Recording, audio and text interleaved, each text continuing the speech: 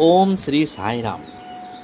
भगवान श्री सत्य साईं बाबा कहते हैं, प्रारंभ में जब समय का भी आविर्भाव नहीं हुआ था, तब केवल एक परम चेतना का ही अस्तित्व था, जिसे वेदों ने पुरुष कहकर पुकारा है। पुरुष सत चित आनंद है।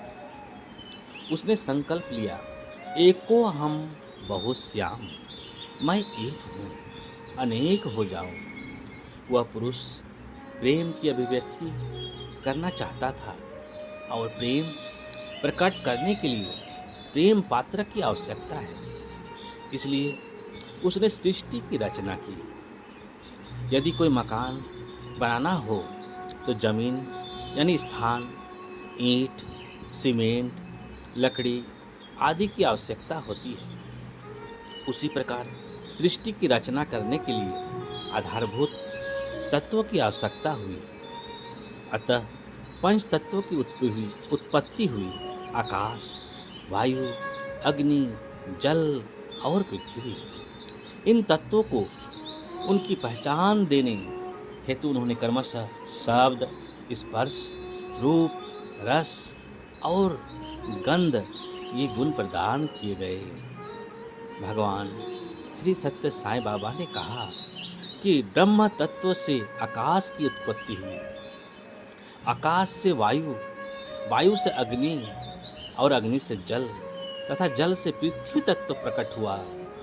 पृथ्वी से औषधि यानी वनस्पति उत्पन्न हुई। औषधि से अन्न पैदा हुआ और अन्न से मनुष्य का जन्म हुआ। मनुष्य ईश्वर की सर्वोत्तम कृति है। मनुष्य देवी प्रकृति का एक अंग है। वह भी पंच महाभूतों से निर्मित है। मनुष्य पंच महाभूतों का आस्वाद ले सके, प्रकृति से आनंद ले, उसका उपयोग कर सके, इसलिए मनुष्य को पंच ज्ञानेंद्रियां दी गई। जैसे तत्व आकाश, उसका गुण शब्द है, इनकी इंद्रियां कान। तत्व वायु, इसका गुण शब्द स्पर्श, इनकी इंद्रियां त्वचा। तत्व अग्नि, इसका गुण शब्द स्पर्श रूप और इनकी इंद्रियां आँख।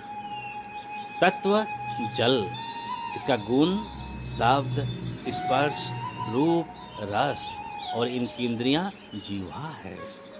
तत्व पृथ्वी, इसका गुण शब्द स्पर्श रूप रस एवं गंध तथा इनकी इंद्रियां नाक है। जय जय साईं राम।